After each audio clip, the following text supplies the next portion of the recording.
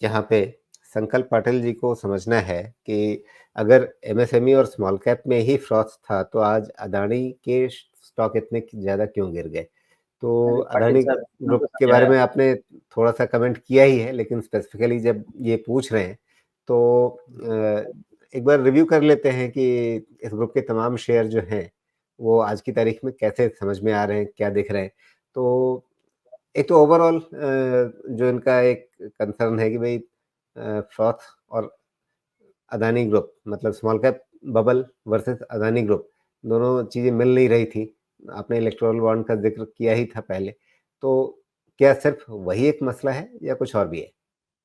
देखिए, पहले तो सारे व्यूअर्स आप फ्रॉथ का डेफिनिशन समझ लीजिए। आजकल क्या है ना कि हमारे ये स्टॉक मार्केट में ना आपको अजीब-अजीब से वर्ड मिलते रहेंगे। कभी मिलेगा ट्रैक्शन मिलेगा रेवेन्यू में, कभी मिलेगा आपको फ्रॉथ हो गया है, कभी मिलेगा कुछ और।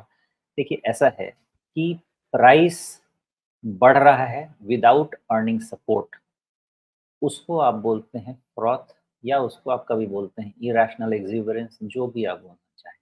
फ्रॉथ यही है कि आप किसी को इतना वैल्यू कर रहे हैं जो उसकी वर्थ दूर-दूर तक नहीं है, ओके? मान लीजिए कि किसी प्लेयर को आप खरीदना चाहते हैं 1 लाख रुपए में, जस्ट आप उसको दे रहे हैं 1 करोड़ रुपया, उसकी वर्थ ही नहीं है, दैट इज़ फ्रॉथ।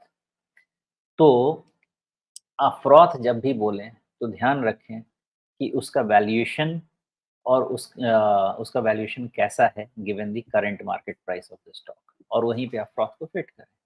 अब रही बात अदानी ग्रुप के स्टॉक की, तो मुझे जो रीज़न समझ में आया पाटिल जी, मैंने वही समझा दिया। मुझे ऐसा लगता है कि इनके स्ट्रक्चर में कोई खराबी नहीं